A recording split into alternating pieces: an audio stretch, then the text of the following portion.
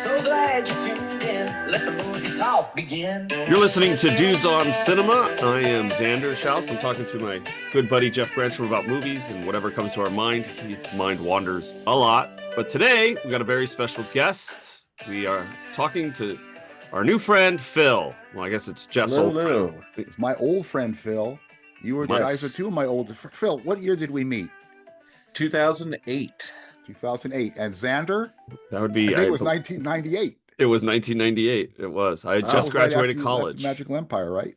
Yeah, I was still working there at the Magical Empire. We worked at M&M World. We were hosts of an M&M show. Fun fact, Zander's been calling me old since I was in my 30s. So it's only now become accurate. Only both Zander now and Phil, by the way, are both getting old right before my very eyes. That's right. Well, for the record, I was basically referred to as a young man up until the time I turned 35. Oh, nice. Well, you still look young. You're probably close to the same age as me. How old are you, Phil?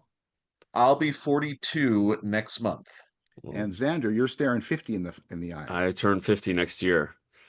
But I still act like I'm 23. So all jokes aside, you look exactly the same as you did when we met. You look, and I look like a tank ran over my fucking head. No, you look, except you have a gray beard, you look exactly the same too. I do.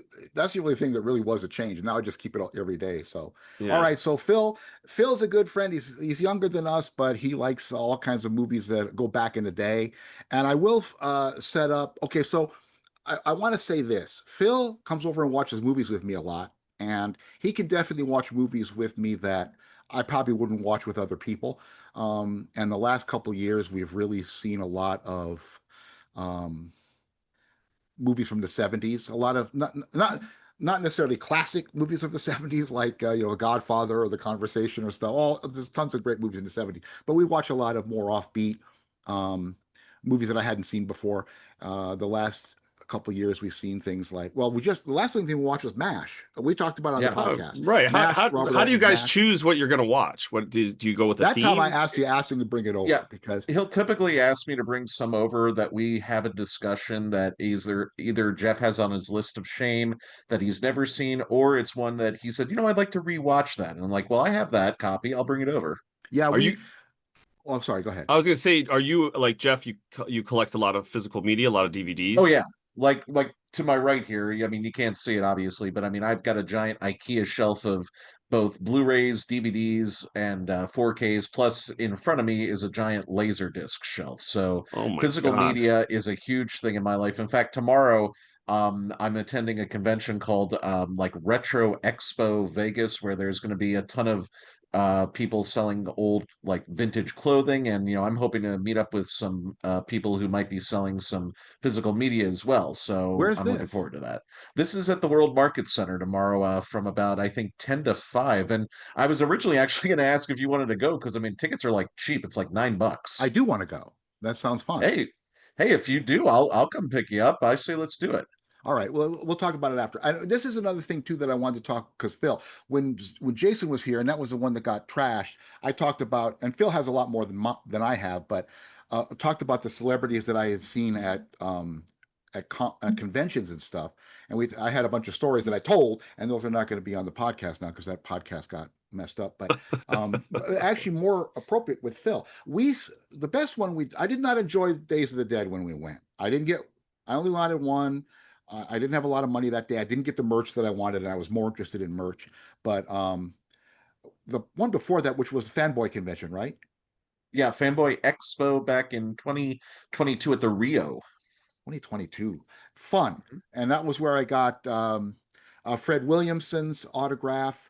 And I bought a bunch of shit. I'm talking about physical media. I bought a bunch of movies that day, and I love them. There was this guy from Arizona who has this little shop, and he had a very eclectic bunch of Blu-rays, and I found a bunch of stuff that wasn't expensive. The next time I saw him, he still has the same stock. Well, it's like a weird pile of shit. And I found a bunch of stuff. The next time I saw him, I already bought everything I wanted, because I saw him again at the Days of the Dead. So Phil does it a lot more than I do. He goes to the Hollywood show and stuff. But I go to I went to one in Vegas once, but it never came back. So, Yeah, same. They stopped doing it after 2012. That was the first show I attended, and then they never did it again. It was what just now it's what just year was hot. that? That was 2012. Yeah, They stopped I doing it. bought a It bunch used to of be at the Hilton. bootlegs. I bought a Yeah, they bunch of stopped bootlegs doing it that day. now. Now it's just at they only do them at Chicago and Burbank. That's the only one. They just And, did the Burbank one, and I realized it's actually been an entire year since I've attended a convention. So I mean, I'm okay with that, but I mean, I always, say to myself, it's really a money thing, and buying airfare tickets, even just to Burbank now from Vegas, it's like 85 to 95 bucks. yeah, and I want to go to Monster Palooza, which is always in Pasadena. It's usually twice a year. And if I ever do go to another convention, it's going to be a Monster Palooza. Days of the Dead does come to Vegas every year, but I've gotten I don't. It's not. I want merch. I want old monster movie shit, and I don't want Jeffrey Dahmer shit, and that's kind of what they kind of lean toward a lot. So, it's not as big as it was before, but still fun. And I got D Wallace when I was with you that day. Anyway, so go ahead, Xander. We do an Yeah, icebreaker. when we have a guest on, Phil, we always like to ask them, what's a movie that you've seen that you love that you don't think is represented? You don't think enough people have seen it. Like, Jeff and I are kind of rare. We watch everything, but maybe there's a movie that you've seen you think the two of us haven't seen.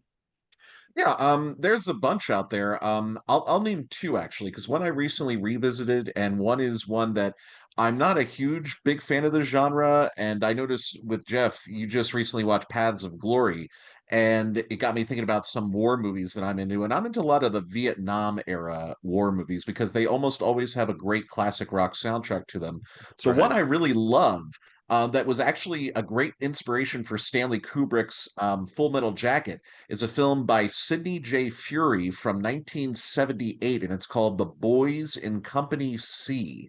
Oh, And I've it's heard of the that. first film. Yeah, it's the first film that R. Lee Ermey did, and he's basically playing almost like just an upgraded version of his character in Full Metal Jacket. He's, the drill instructor, and Yeah. he's, shouting at all the recruits, cursing left and right. He's like, I am your fucking drill sergeant for the next 6 fucking months. Yeah, he made a whole career out of it. Yeah, he really did. He does it in he's a toy soldier in Toy Story doing that same He's bit. also a Yeah, ghost in The Frighteners, I believe, where he does yes, that he same is. bit. He Yeah, is. yeah. And you might not remember this, and I don't own the movie, and it's hard to come by now because I think it's out of print. I've been looking for it.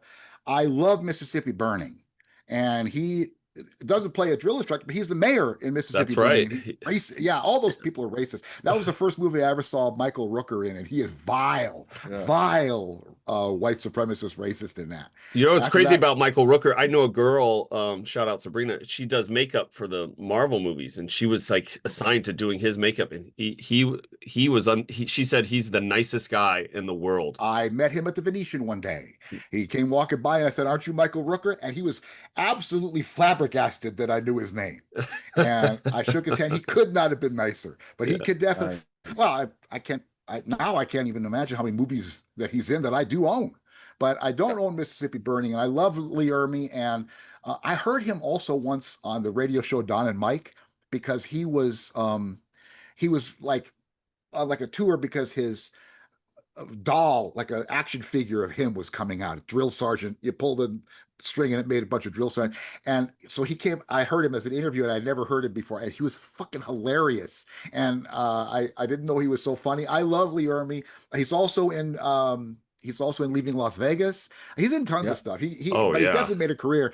And Yeah. okay, we'll go back to your second movie. But since you mentioned it, I have been watching Stanley Kubrick movies because years ago I got on a kick that I don't like Stanley Kubrick's touch. I think he's pretentious and blah blah blah. So I'll be honest with you. I would have never watched a movie by the name of Paths of Glory. I would have never watched a war movie called Paths of Glory. But I'm on a Kubrick kick, and it's one of the last short ones. Have you seen it? Paths of Glory? Yeah. Oh, With uh years and years and years ago. I mean, that would be a rewatch for with me. Kirk Like, Douglas. Have you yeah. seen it, Phil?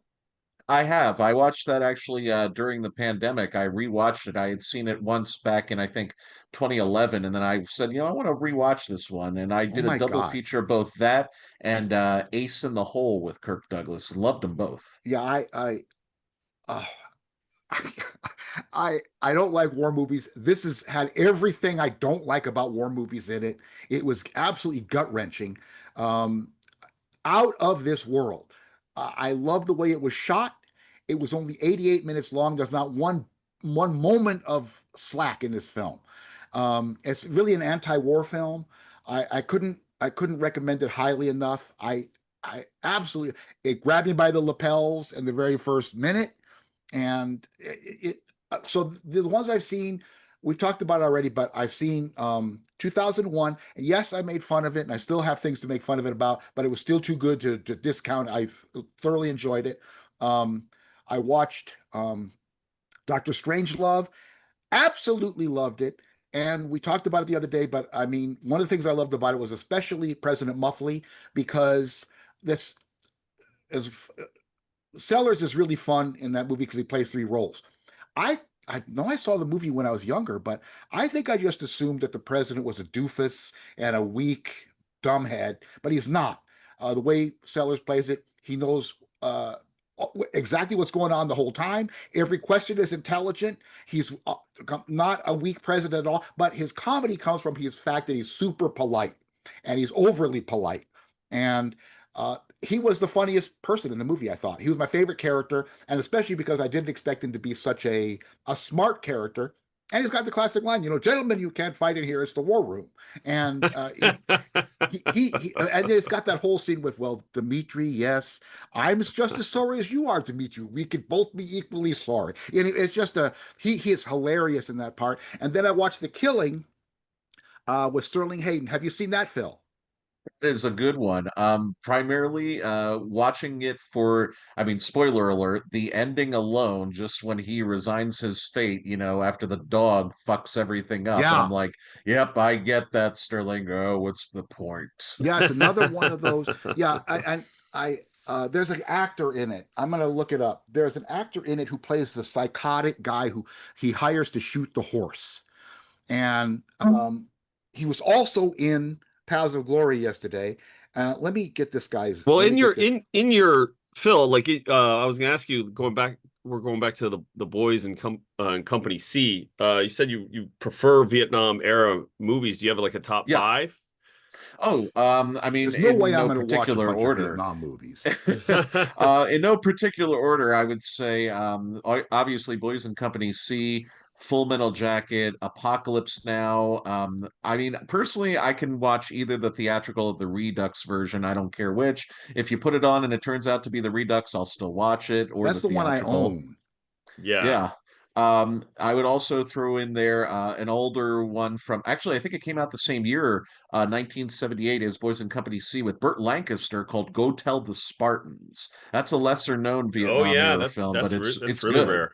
What Yeah. year was it And made? I never heard of it. 1978 with Burt Lancaster, Go Tell the Spartans. Well, you don't have to sell me on Lancaster. He's one of my favorite actors. He was one of Yeah. those actors that was old school when I was a kid. I didn't realize how great he was till I started watching movies, and he's just a fantastic character actor. Yeah. Um, I uh, got a couple for you. I'm gonna run by you real fast, Phil. What Sure. about Bat 21?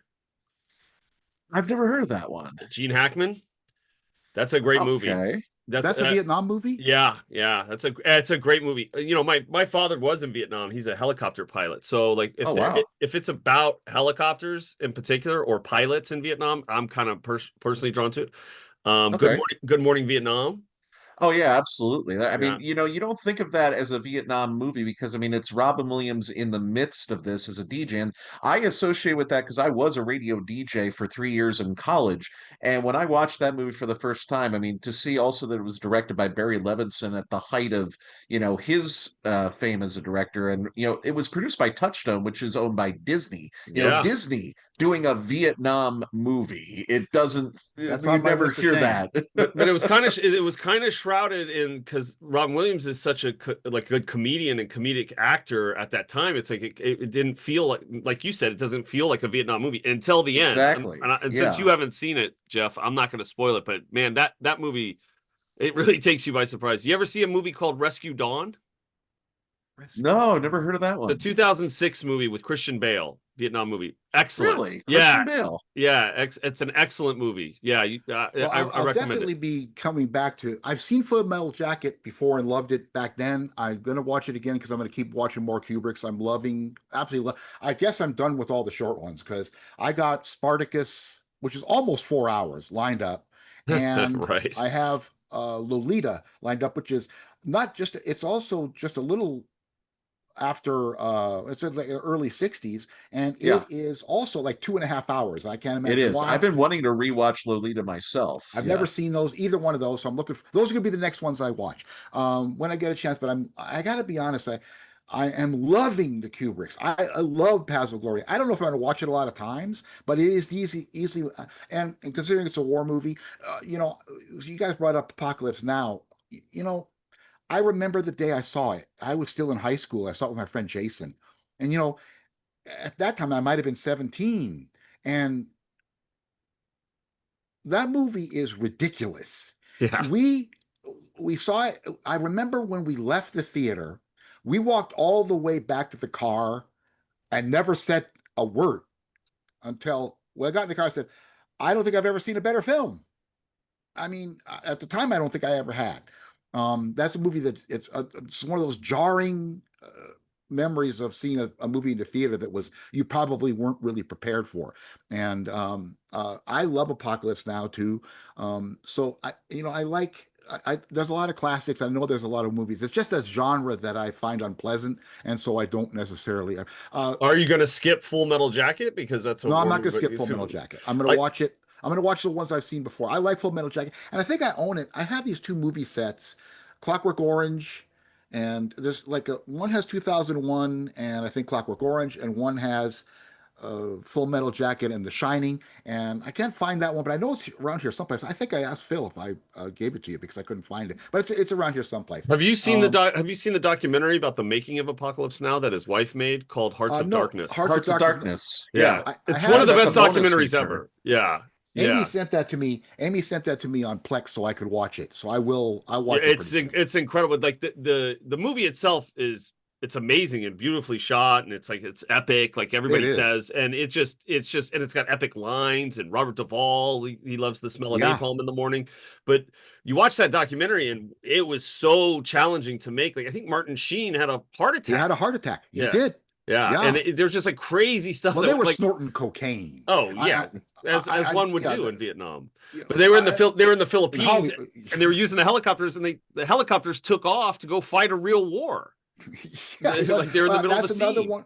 Did you point out that that's also they represent that movie in Machete Maidens Unleashed, because if they got the film in the Philippines, and that's Francis Coppola was a big friend of he's one of the early filmmakers for Roger Corman. Yeah. And Bill, I thought you froze there for a second. Oh no. But so you guys might not know this one. Speaking of Robert Altman, have you ever seen Streamers? Yes. Okay, so that's a Vietnam movie. Here's a quick story. When I was still in high school and doing a lot of theater, I was becoming an actor, and that was it. But in high school we did Neil Simon and we did musicals and stuff. Although I did one for The Cuckoo's Nest, and I did All My Sons by Arthur Miller in high school. Those were good productions. They're on my resume. But we actually got to see a production of Streamers, the play. And my theater coach, Bud Stevens, said, "You got to see this group called Theater Exposed. This young group they do edgy theater." And this was at the community college in that little theater, Zander, where we did improv, and where I did Murder to Howard Johnson's. Yeah. All those things. It was the same room, that little black box, which is a great little area for a theater. And this had to be 1979, maybe 80. And you had never seen something like it. I mean, I never saw anything like that on stage. Two people get stabbed to death on stage at the end of that play. And that whole audience went nuts. It's by David Rabe. Robert Altman did a beautiful movie of it. Another one of those photograph plays. We need to do a whole show about plays that become Become movies that still movies. seem like plays. Absolutely. You can. A lot of people will criticize that. I personally love it, and especially if you've seen the play. Robert Altman did it with Come Back to the Five and Dime, Jimmy Dean as well, which is also a great film. And I saw a beautiful production of that at Judy Bailey Theater back then too. But Is Streamers a popular play? Like, is it done? Is it done? David Alan Grier was in the movie. yeah, and Matthew Modine is in the movie, Yeah. and Dorian Harewood is in the movie. And I think Dorian Harewood actually played that role on stage. Is a psychotic kid who it's about young guys are going to they're done with boot camp and they're getting ready to be shipped off to Vietnam. And it's more of a character study, but there's one character that's just a kook in it. And it's not because of the war, because I haven't even been to the war yet. So it's a, yeah, it's a, it, I And don't one of think the it's a- character one of the characters is gay. Isn't that what the play centers around? yeah. So a little Biloxi Blues. I don't think it necessarily centers on it, but it's something like that. It's a weird character study. It's by David Rabe, who, by the way, wrote a lot of Vietnam plays. Sticks and Bones is by him. So these are people don't do that anymore. People don't even talk about Vietnam Oh, anymore. he wrote Casualties of War. He wrote Hurly Burly, The Firm. Hurly Burly is definitely a play that gets done all the time. He wrote The Firm, Yeah, the based screenplay. based on John Grisham's novel. Yeah, I did not know that. yeah. He wrote. I just pulled him up. He wrote State of Grace. Is there anything current, or is he alive? He wrote. I never even heard of this. Those the River Keeps, 2021. He's got a movie in pre-production right now called We're Just Married. And he's the writer. He's the writer. Yeah. Oh, good for him. So How old is he? it's a comedy romance, and as Lily Rabe is in it. It looks like his daughter. Well, those things, people don't do that kind of stuff anymore, or shows like Tracers. Those are plays. There was a ton. When I had gotten out of high school, it was 1981. And by then, there were still tons of theater about Vietnam, anti-war, kind of plays. So those were considered very subversive. And so Streamers is one of those. But Streamers, I'll be on, all jokes aside, literally changed my life. When I saw that production, I was like, I want to do this kind of theater all the rest of my life. From now on, you never saw an audience react like that. I mean, it was funny. It was shocking.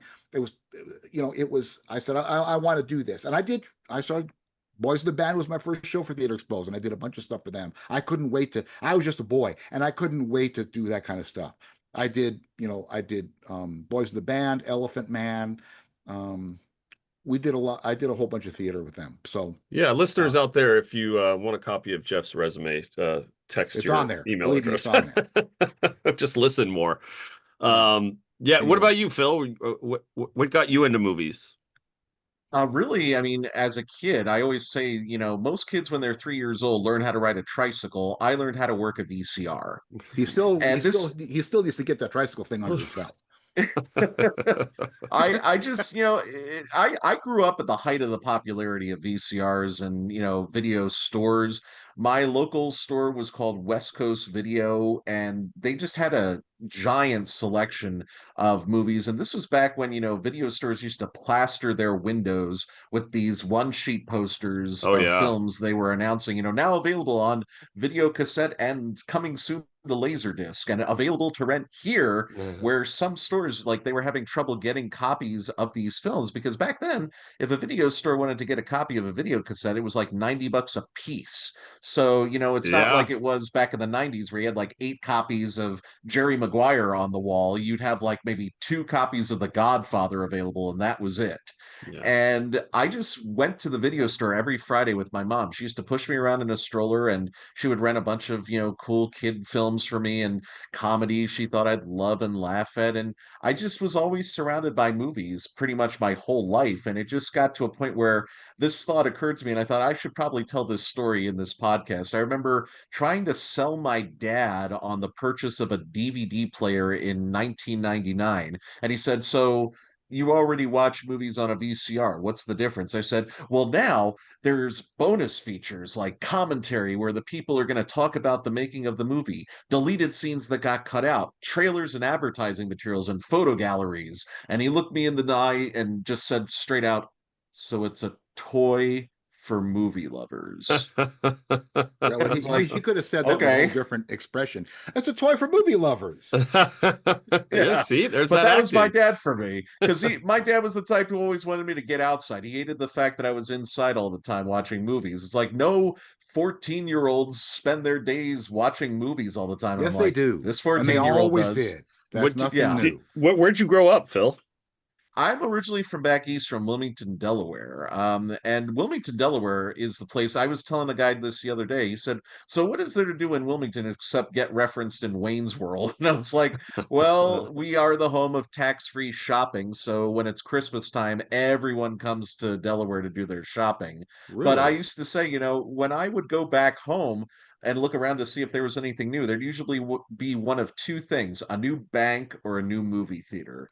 And we were, a very small city for movie theaters. I think we had maybe like one double screen theater next to the local mall, and then any other big theaters you want to go to showing like 8 or 10 movies, you have to go to like Pennsylvania or downtown Philadelphia. But going to the movie theaters as a kid was a thrill for me, especially because the trailers they showed, I mean, these vintage trailers that most of which you could probably see now easily on YouTube or Sure. trailers from hell. I mean, that was the big thrill for me. I mean, yeah, I'm going to see a movie I want to see, but I always used to say, here comes the best part, the trailer, these the coming I love attractions. trailers. the commercials for more movies. What was the first movie you saw? Exactly. What was the first movie you saw in the theater? Do you remember? I would say, if I really think about it, my mom used to say it was Peter Pan, the Disney Peter Pan that got a reissue, I think, in 1986 or 1987. But I One always of the remember the best first film. fantasy films ever made. Yeah, Yes. it's really well I done. always remember it, Racist, though, but as still good. I think to my memory, though, I remember it either being Police Academy 6 or Ernest Goes to Jail in the late 80s. But that was Those are my two vivid that are not memory. only on my list of shame, but will remain on my list of shame. Yes. Both movies nominated for Academy Awards that Yeah. year. Whereas, Shout out to Jim Varney, Ernest. oh, Wow. Don't yeah. get Phil Late, great Jim started. Varney. When I was a little kid, before I moved to Vegas, I lived in Louisiana, and that's where Jim Varney was from. And he was in a ton of local commercials, like ton. I Yeah. mean, he had to be in like Purity 500. Dairy, Yeah, Brahms, all yeah, those. yeah. And My Ernest. exposure to Jim Varney was when I was still in junior high school, and it was the great spin-off of Mary Hartman, which was Fernwood Tonight, which Yeah. is where both Martin Mull and Fred Willard became famous. And it was like a shabby talk show. That show was deeply offensive. It was on 5 nights a week. And it had lots of recurring characters, Yes, it played did. by Kenneth Mars, who played William W.D. Bud Price. And I was my first exposure to well, it may not have been my first exposure to him, but it was my first exposure to Jim Varney, who played Virgil Sims, who was Virgil like Sims.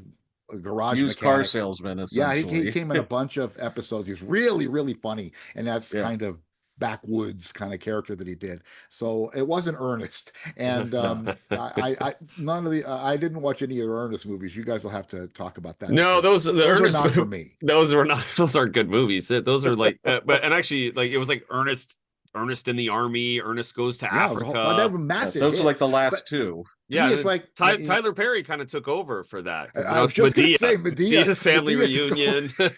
They just use the same scripts. Yeah, yeah, that's right. Yeah. Yeah. Those are not my kind of cup of tea. And probably I was probably too old for that. Although maybe not really because I was just a kid in the Fernwood days. I probably wasn't even in high school yet. That was probably the mid 70s. Well, So he also played Jed Clampett in the reboot In of the the Beverly Beverly Hillbillies, Hillbillies. yeah. Yeah, which came out when I was working at a video store. It came out, and that trailer used to run nonstop, and it would drive me crazy. I never saw that movie. That's not for me either. He Well, was no. also the original voice in Toy Story for Slinky Dog. Yeah, That's right. that much I did know. He's great too. It's Yeah. perfect. Anyway, yeah. So that's my initial Jim Varney, but I have nothing against it. It's just Ernest is not my kind of comedy. No worries. I wanted to ask to get back because I know we kind of drifted off here as we We do do. that all the time. My second pick that I wanted to get into Oh about yeah. recommending that many might not know about a really great British farce that I saw in 2007, a little more recent, called Death at a Funeral, Oh, I own and it's that. directed by Frank Oz, That's one of the and best it's comedies ever great. made. Great ensemble British farce where there's a family gathered for a funeral, and it's like every single character has their own little eccentricity and side story about what's going on. Whereas, most films like that, they take like in a 10-person cast, like three of those people and give them their own mini story, like a 90-minute film. This film does it with like every single character Yeah, that's and it. jams it all together. That's a perfect example of how a farce should work. You set up the situations with each character, and then just let it go. And then the audience is learns everybody's problems. Not every character knows every other character's problem, but the audience knows all of them. That's how farce Yes. really. And then you just start paying off, paying off, paying off. And Peter Dinklage is plays the dead guy's ex-lover in it. There's a remake of it. There's a black remake of it with Chris Rock and a bunch of black actors, which is a scene for scene remake, and Peter Dinklage Yes. plays the same character in it. Same character. But yeah, that's not that Well, I guess unknown. another little person wasn't available. Have you ever heard of or seen Death at a Funeral, Xander? I haven't. I just looked it up, and and what's it's shameful for me is I love Frank Oz. Like Frank Oz is yeah. another one that has a eclectic collection of movies, not dramas usually, but he has a lot of oddball movies. That I mean, I surprised think direct. that's even the last film that he directed as of late, because he was just named a Disney legend last year at the Disney 23. he did a movie called Derek Delgadio's In and of Itself, and he did the movie Muppet Guys Talking, which is probably a documentary. Oh, that's a yes. Yeah, and then, but I think he didn't he directed Dirty Rotten Scoundrels, right? Yeah. Yes, he did. And one of my favorite movies of all time, which is Bowfinger. Yeah. And we've talked about that because we talked about movies, and Yeah, Bowfinger is Bowfinger's one right of the up good there, ones. top 5 of that one. Oh, that's a hilarious movie. And but Death at a Funeral is really one of the funniest films I've ever seen. Yeah, I did a double feature of that actually in the summer of 2007. I watched two British comedies. I watched Death at a Funeral and Mr. Bean's Holiday. And, Rowan Atkinson to me is one of those guys who, brings back and maintains the spirit of people like Laurel and Hardy and Buster Abbott and Keaton, big Costello and time. oh yeah, Buster Keaton, Jacques Tati with his what was his character's name? Monsieur Hulot. yeah, Deep Pool. He keeps going with that character, and he's like the last of those people still with us. And that's one man I would love to meet someday, like, and just shake his hand saying, thank you. Yeah. You preserved classic like silent comedy to a Slapstick. T. I was gonna And say you have to go to the slapstick convention coming to Vegas soon, or that's not even a thing anymore. It still exists, of course, but there were certain things like, I've talked about seeing movies with my dad, but that's part of my, not only part of my childhood, but these movies are still totally intrinsic to me as a person, and that's all of the Inspector Clouseau movies, and those were Absolutely. just the best. Well, and again, uh, we should do a list, and this is not even a offbeat opinion, but the best of all the Inspector Clouseau movies is A Shot in the Dark. And A Shot in the Dark is simply one of the best comedies ever made, which And it's I'll never based on a forget. play. Huh? It's based on a play. It's based on a play, and I looked it up recently because I wanted to see how. Obviously, the way they did it was Inspector Clouseau was a secondary character in the Pink Panther. Pink Panther is really a heist film, kind of a sexy heist film with a funny character, but he was so popular they wanted to figure out how to get him on the screen, which, by the way, Shot in the Dark came out the same year, which was 1964. They couldn't wait. Then there's a movie all about him, and they set up all of those running gags with Inspector Dreyfus and Cato, and it's a great plot. I don't think the play really is as much obvious as the movie is, because he's an idiot who's a detective, and he comes in to investigate a murder where the girl who is accused of the murder obviously did it. And she's adorably cute, so he will not believe that she did it. And he's an idiot, and of course it turns out that she didn't do it, but it's obvious that she did it. And that is still one of the finest, most pristine, and it's 100% physical comedy. And of course, It's Blake Edwards, right? yeah. And that Yes. was they never got off of that. You know, there's other good movies. Well, Pink Panther Strikes Again is one of my favorite movies of all time. But then, you know, they kept bringing it back with Ted Wass and with Roberto Benigni and stuff. And those were kind of Don't sad forget to watch. Alan Arkin. Huh? Well, that Don't was forget different Alan And Arkin. times. Didn't Steve Martin? Wasn't he? Yeah, Yeah, the I revival one. I've never Yeah. seen. That's not for me. Did I, Frank Oz direct one of those? No, those were done. Oh God, I forget who directed the Steve Martin ones, but it definitely was not. I don't think it was Frank It Oz. was I know Sean it was an Levy. American. Levy, yes, the guy Yeah, who created Stranger Things of that's all right. things. Yeah. Have you seen the Pink Panthers with Steve Martin? I don't want to watch those. Only the No, first one. I saw haven't the seen it. first one in the theater. I didn't want to see the second one. Yeah, that seems like I I know you can complain about remakes, but I mean, I could really complain about a remake where you're taking such an iconic performance and trying to do a different version of that. It's you There know, was kind of a controversy about that when they announced that movie because I don't know if it was a remake or if it was a reboot, but Jim Carrey wanted to play. That's right. He wanted to play Clouseau, and he I think he even made an audition tape and sent it in, and he didn't get Yeah. cast. And Oh, The he was best he like, could do, I think, what he ended up doing was when the Oscars gave a Lifetime Achievement Award to Blake Edwards, Jim Carrey gave him the award and did voices of all the different characters, including Peter Sellers as that's right. Clouseau. yeah, He idolized Peter Sellers. Like that was like oh his yeah. like kind of When we were kids, we all did. And by the way, since you brought up Alan Arkin, Alan Arkin's another one that when I first was starting to think about even doing theater, Alan Arkin's one of my favorite actors. And when I was a kid, I'm sure the first thing Phil I think I saw him in was that The Russians Are Coming, Yeah. and one of the things I loved about him back then was he played so many different dialects and played different ethnicities, which now is really frowned upon. But to me, it's what acting is.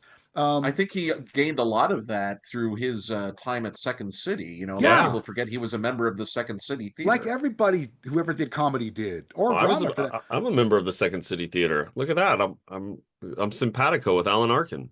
Me There you too. go. Yeah. That's But right. back then, I'm the odd man out. Yeah. but Alan Arkin. One of the movies we watched, the '70s movies, was Freebie and the Bean, Yes. and Freebie and the Dude. Bean with James Caan and Alan James Arkin, Caan. which is a Yeah. well-known movie. It's an idiotic film. We we watched. We hadn't seen it before with me and Phil. It was within the last year or so, Yeah. and so he's playing a Hispanic character in that. That's why he's called the Bean. And when I heard Alan Arkin interview and Adam Arkin interviewed on Gilbert Gottfried's podcast, have you listened to that ever, Phil? Yeah. That interview? I'm getting there. I'm going through the I listened old to that episodes. twice. I loved it because they had to beg Arkin to come on. He doesn't want to talk about his life. He doesn't do interviews and stuff. He only did it because his son Adam talked him into it. So he had tons of stories, and he's funny. He's been around forever. They were both just charming. You could tell that they both love each other so much. I really love that interview, and he says right out, yeah, there's at least 4 characters that I couldn't play now. He played Hispanic characters. For He was in sure. a movie called Poppy, where he played a Yeah. Mexican, or that might have been Cuban or something, Hispanic dad who had a bunch of kids he had to take care of, which also became a TV series for a short time. And not with him. I think it might have been Hector Elizondo. I don't know who took the role. It was That sounds not about right. yeah, I thought so too at the time. I'm not sure that's who it is, but it wasn't a long running show. But I just loved Alan Arkin back then because he played so many different kind of roles, and people don't even remember him in Wait Until Dark. He kind of slipped into playing a little bit of the similar character, that kind of neurotic guy, like a neurotic guy who's really always stressed out. When in Glengarry Glen Ross, which we talked about last week, he was like kind of like neurotic and stressed out. You ever see a movie he was in called Slums of Beverly Hills? Yeah. Yes. That's kind of an unknown movie, but he's excellent. That's the first time I ever saw My Natasha Lyonne. parents recommended that one to me of all people, and I was like, "Really? You guys saw that? Like, it was hilarious. Rent it." I rented it, and I was like, "You're right." In that same time period, he did another movie a sci-fi movie called Gattaca. Yep. Which has the famous Xander in it, Xander Berkeley. Never saw it. And excellent sci-fi Alan movie. Arkin's Ethan in that? Hawke and Yeah. Uma Thurman. Yeah, Ethan Hawke. Yeah, and the it's so well done. It's one of my favorite sci-fi movies. It has such a unique look, like and it's slow paced, but it's dark and it's kind of dystopian. That's a cool movie. The Gattaca's really Sounds good. cool. But And he Uma also did Thurman's the female lead in that that's one. right. And then he did a movie called Grosse Pointe Blank with John Cusack, which Yep, is also an excellent love movie. that one. I Yeah, like it. Recently I don't love rewatched it. that one You myself. guys like it more than I do. yeah. That's okay. That was a one-time view for I mean, that's you up got there him with playing the a whole 9 yards. therapist of That's all like the whole things, so nine it's yards. perfect. I went, Yeah. ah. Yeah, he's this therapist that he can't that John Cusack every time because John Cusack's a hitman. He's talking about going killing himself. He's like, I don't want to know that. You don't tell me He that. has this great little line where he's basically saying, what if I decide I don't want to be your doctor anymore? I know where you live. Oh, Oh, see, you see, just had to go and say that. And people don't even know because the young people didn't even know who he was till Little Miss Sunshine. That's right. And Yeah. that was his, and he got an Oscar for it. And he is Yep. fucking hilarious in that. And then I guess I might have been one of the last things he did because he passed away a couple of years ago. But um, he is gorgeous in the Kaminsky Method. Oh, It's a yeah, that's lovely, such a great performance. lovely, funny, and just I that whole first season of I like that show a lot, and that whole first season that is really. It's also good if you're an actor because it's the same thing with Barry, especially the first season of Barry because it's all about actors, and I'm like, oh, this is such a dead on kind of thing. That Barry left that behind a little bit in the last couple seasons, but yeah, I love. Well, one of his last movies too was, I mean, not he died in 2020 2023, but he was in Argo and he was great in Argo. Oh Yeah. yeah.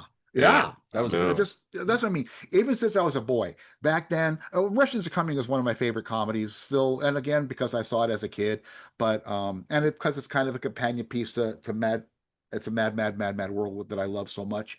But um, I loved it then because I was becoming an actor, and I'm like, look at this guy. He's literally a chameleon. He's literally what you want, and not necessarily accents or whatever, just that, just to embody something and to do it so effortlessly and to seem so natural.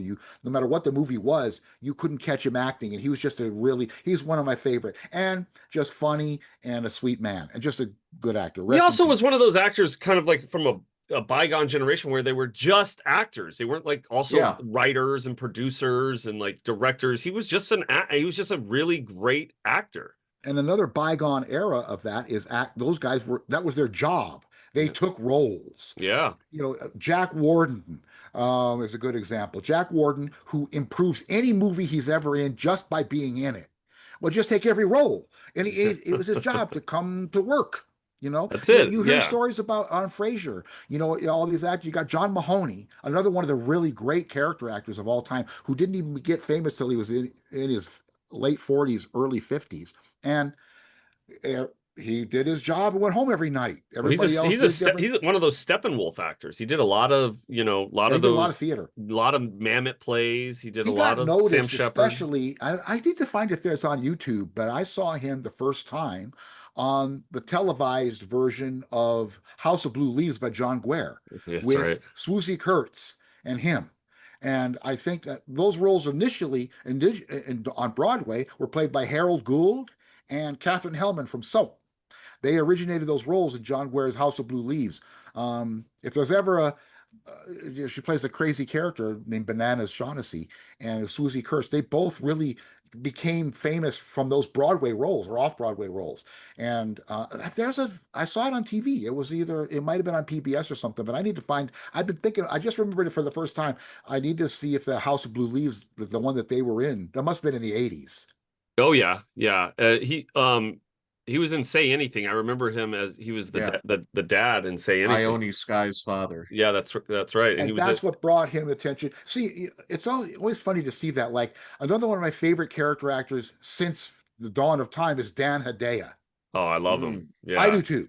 I met him at the Cine Vegas Film Festival.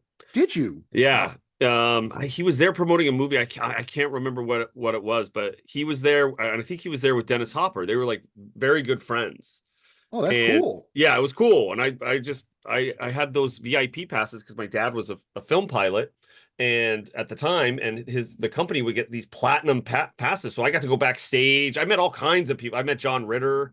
Oh, that's Oh, cool. wow. Yeah, which was, speaking of slapstick comedian actors, John Yeah. Ritter was king. Yeah, he But was. yeah, but Dan Hedaya is great. Like, So Dan Hedaya got famous from Clueless, because he was the dad in Clueless, and then everybody, all young people, knew who he was. But I knew who he was for 20 years before that, and he's still alive. But I think he must be very old or something. He's not in any movies oh, anymore. he's like he's long retired. But just one of the greats, one of the absolute greats. I mean, Blood Simple, just I in say one. Blood And I've been Simple. thinking about the Coen Brothers lately.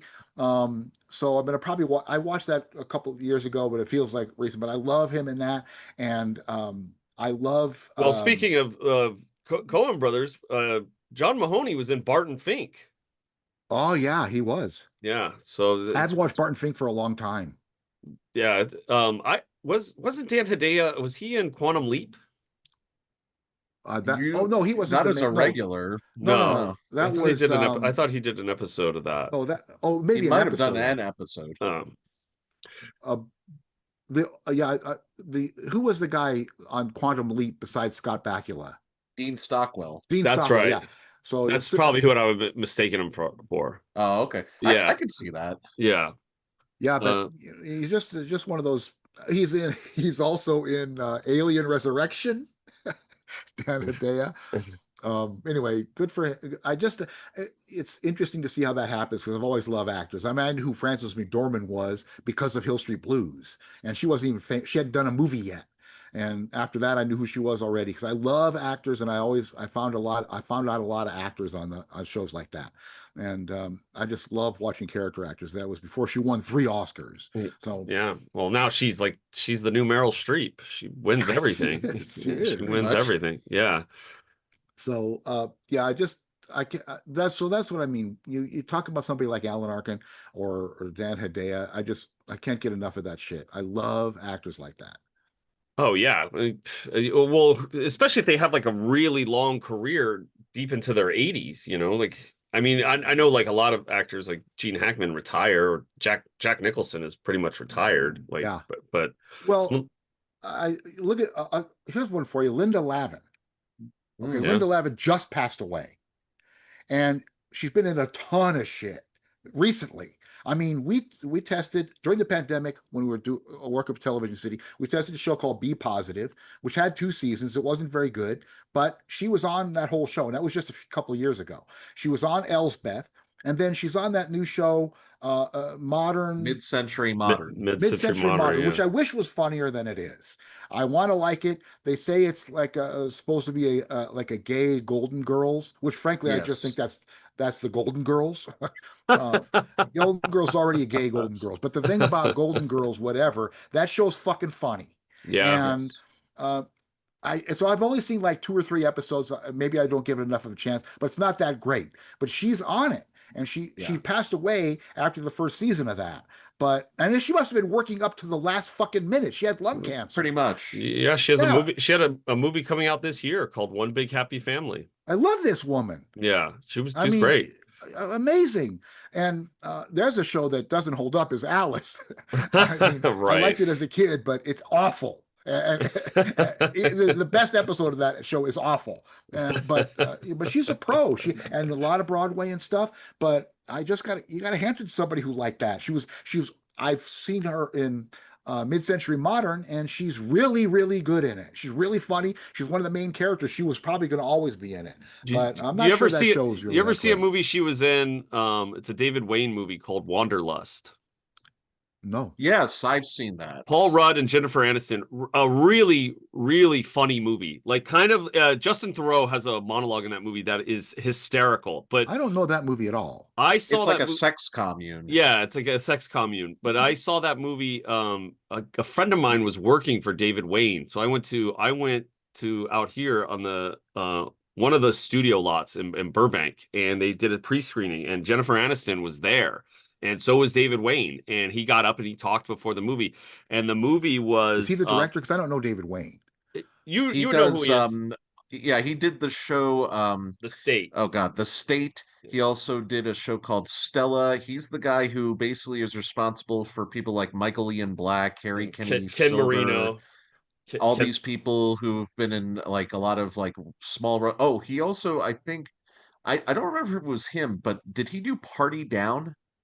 I don't think so. He did do Wet Hot American Summer though, which is a Wet Hot really American Summer. That really was the funny big movie. one. And he directed that movie Role Models, which also took me by Role surprise. How Models, funny it, yeah, yes. how I don't funny know that any of movie was. these.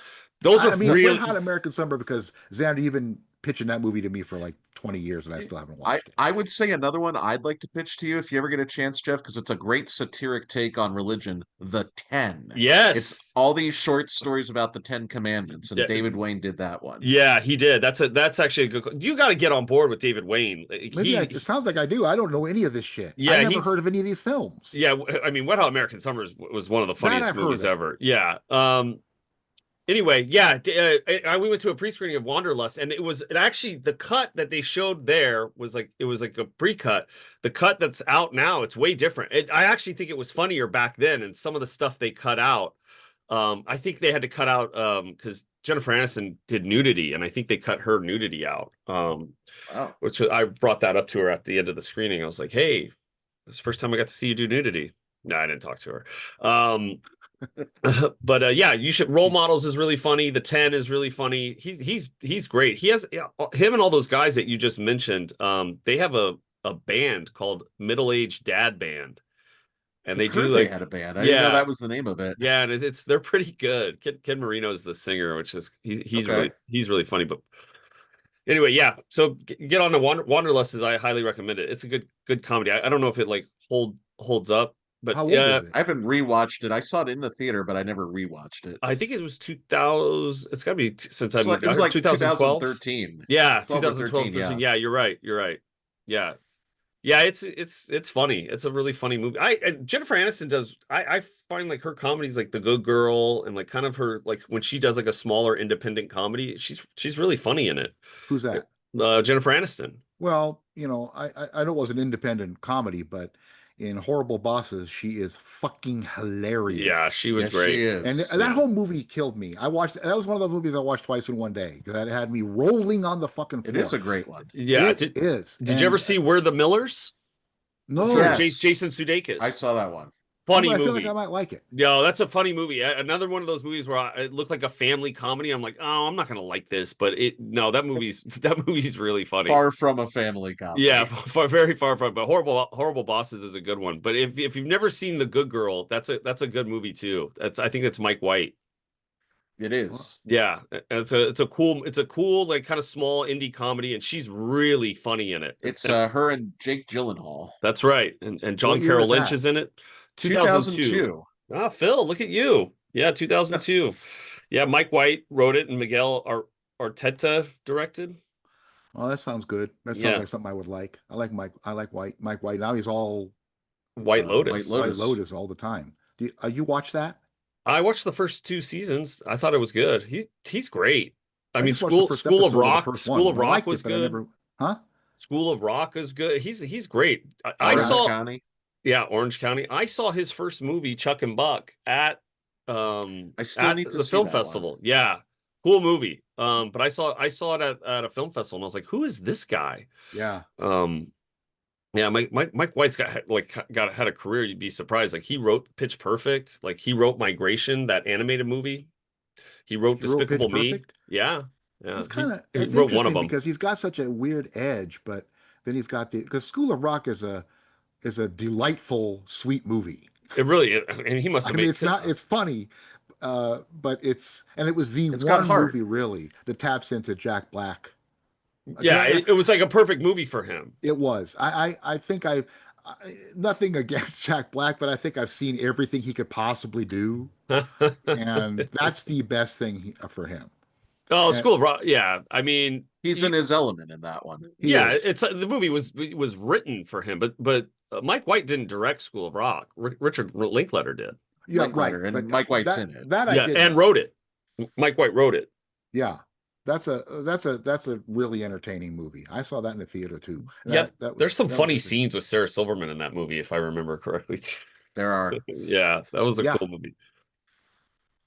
All right, Yeah, what else you got? We're about to wrap this up. It's been almost an hour here, right? Well, I wanted to kind of throw this out there. I've been going through kind of a stack. The libraries here in Vegas still have a great physical media selection, movies, old and new. And a lot of the ones that Jeff has recommended to me, I watched over the last week. Watched Challengers with Zendaya. How was I have to that? say, first film I've ever seen to make tennis a soap opera. And one of well, the the bits of first movie trivia I about found tennis that out, I've ever seen, I think. and what they did in that I actually found out just from the get-go without having to even look on the IMDb trivia was that the tennis ball was CGI throughout every match because like no tennis ball moves like that on camera. I'm Well, yeah, sorry. because the camera They follows the ball. You knew yeah, for sure that it wasn't, that a had real to, there's no ball. way to Yeah. do that. Yeah, And that's the that. camera work is perfect on that as well because Zendaya is perfectly aligned at the very center of the net on the cusp, so it's like 50-50 with her with the guy that she's rooting for. Yeah, the reason I watched that movie and it would have never been on my radar was because because Josh and Kenya loved it so much. And Josh will be on the next episode on Tuesday, but I don't think Kenya will join us this time, but she'll do it another. They're both good movie buffs, but um, it wouldn't have been my cup of tea. And he said the same thing. He said, it's not like Yeah. you don't know what to expect with it. I didn't know anything about it. I like Luca Guadagnino. I liked Call Me by Your Name. So I thought, well, I'll give it a go. And Yeah. so, yeah, I liked it a lot. I loved it. I had never seen Zendaya in a full length feature before. And I didn't know the two guys, but they're both incredibly appealing. Yeah. So it's the personalities of the movie really, not to mention, it's really interestingly shot and it has a really, really fantastic Yeah. soundtrack. No, And I And I need the to don't, watch it. cinematography is the real winner in that film. And I don't remember if it won an Oscar or even got it nominated was for nominated and it cinematography. got snubbed on every other aspect. Okay. And but I think the biggest thing people complained about was that it didn't have a score. Now, is it Trent Reznor? I don't know who Yeah. Trent yeah, Reznor and Atticus Ross. yeah, Yeah. that music. And for me, as much as I love movies, I usually have to see a movie a second time to notice the soundtrack in, unless it's got songs in it. I mean, Yeah. if it's got an orchestral soundtrack, I might not even notice it's part of the movie. So this time I really did. What else did you watch?